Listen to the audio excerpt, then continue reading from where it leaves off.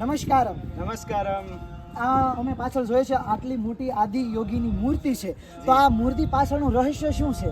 મૂર્તિ પાછળ રહસ્ય કરતાં તો વાત એ છે કે અમે આ આશ્રમમાં સદગુરુ ચાહતા હતા કે આદિયોગીની જે દિવ્યતા છે બરાબર, વધારે લોકો સુધી પહોંચે. બરાબર. એના માટે 2017માં આની સ્થાપના કરી હતી અને પ્રાઇમ મિનિસ્ટર નરેન્દ્ર મોદી પણ આવ્યા હતા. નરેન્દ્ર મોદીના હાથે આમનું ઉદ્ઘાટન થયું હતું. ઓકે.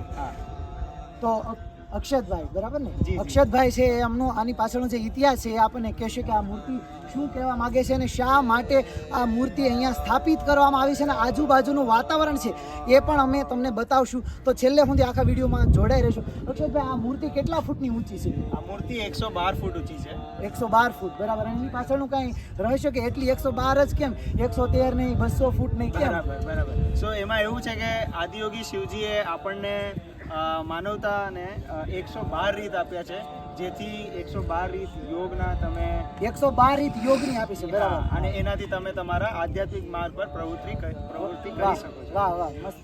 અને મેં જોયું કે અહીંયા જે મહાદેવનું મંદિર છે એમાં 7 અલગ અલગ ઋષિઓ છે અને સાથે ઋષિની કેમેરા અહીંયા લાવજો કે 7 જો અંદર તમને દેખાશે 7 ઋષિઓ છે બેઠેલા છે ધ્યાન મુદ્રામાં અને દરેકની મુદ્રાઓ અલગ અલગ છે. તો આ 7 ઋષિ જ કેમ? અહીંયા બીજા વધારે નહીં, 7 ઋષિ પાછળનું રહસ્ય શું છે? 7 ઋષિ પાછળનું રહસ્ય એવું છે કે એમને આપણે સપ્તઋષિ કહીએ છીએ. જ્યારે આદિયોગી શિવજી હિમાલય પર્વત પર બેઠા હતા ઘણા વર્ષો પહેલા, આપણે કહેવામાં આવે કે 15,000 વર્ષ કરતાં પણ પહેલાની વાત છે, બરાબર, કે ઘણા વર્ષો સુધી ખાલી બેઠા હતા અને હિમાલયમાં ઘણા લોકો આવ્યા, એમને જોયું, ખબર નહીં કે આ કોણ માણસ છે બેઠું છે. લોકો આવ્યા, બેસા રોકાયા અને જરાક દિવસમાં ચાલ્યા ગયા. પણ ઘણા વર્ષ સુધી બેસીને ખાલી 7 જ લોકો એવા હતા જે લોકો વગર હલે ત્યાં ને ત્યાં જ બેસી રહ્યા.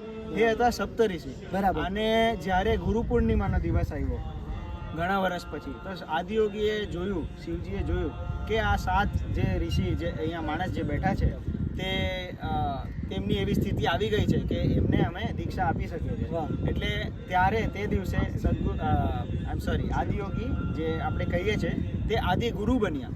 એટલે પહેલા ગુરુનું પણ એક આપણને સ્થાન મળ્યું એવું છે. એટલા માટે એમને સપ્તઋષિ કહેવાય, કારણ કે પહેલા શિષ્ય છે શિવજીના. 7 ઋષિઓ છે જે સૌથી પહેલા મહાદેવના શિષ્યો બન્યા હતા અને મહાદેવ એક ગુરુ તરીકે સ્થાપિત થયા. એની પહેલા એક ગુરુ નહોતા. આપણે કહેવાય ને કે કોઈ પણ વ્યક્તિ જેમ સ્ત્રી હોય એ સ્ત્રી ક્યારે બને કે જ્યારે એ માં બને પછી એ સ્ત્રી થાય, એ પહેલાં એ સ્ત્રી ન કહેવાય. એમ ગુરુ ક્યારે થાય? કારણ કે જ્યારે શિષ્ય બને ત્યારે ગુરુનો જન્મ થાય છે.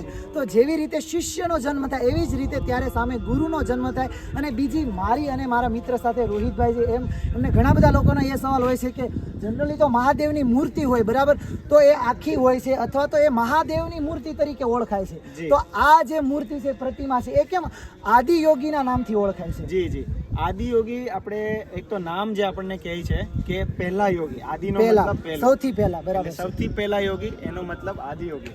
અને યોગી રીતે કેમ? કારણ કે એક યોગી જ હોય છે જે સૃષ્ટિને પૂરી રીતે એક રીતે જોડે છે. એટલે સદગુરુના લફ્ઝમાં જો તમે સદગુરુના શબ્દોમાં જો તમે સાંભળો, હવે હું તો એમાં એક્સપર્ટ નથી, બરાબર, તમે જો એમનાથી સાંભળો તો ઓનલાઈન એમને ઘણી ચીજો કીધી છે કે યોગા જે છે એ કરવાની ચીજ નથી, એક અનુભવ એક સ્થિતિ છે.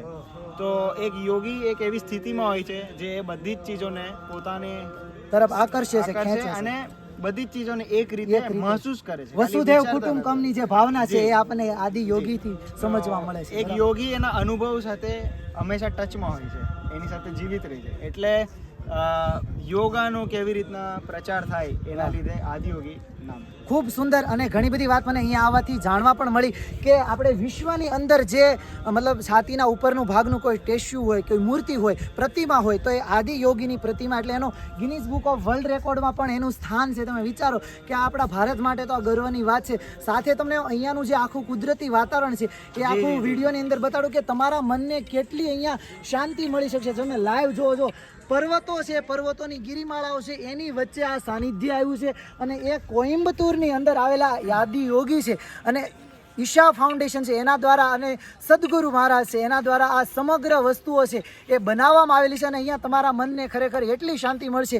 કીધું ને હમણાં ભાઈ અક્ષિતભાઈ કે એ ખરેખર બોલવાની વાત નથી, એ મહેસૂસ કરવાની વાત છે. તમે ખરેખર મહેસૂસ કરો ત્યારે તમને ખબર પડે કે આ વસ્તુની કિંમત શું છે.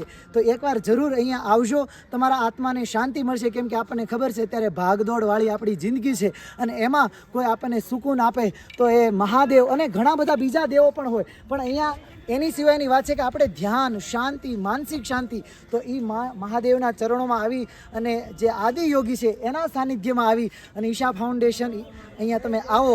કોઈમ્બતુરની બાજુમાં જ થાય છે, 45 કિલોમીટર દૂર છે આ જગ્યા અને એટલી સુંદર નયનરમ્ય જગ્યા છે કે તમારા મનને ખૂબ શાંતિ મળશે. હર હર મહાદેવ, જય આદિયોગી.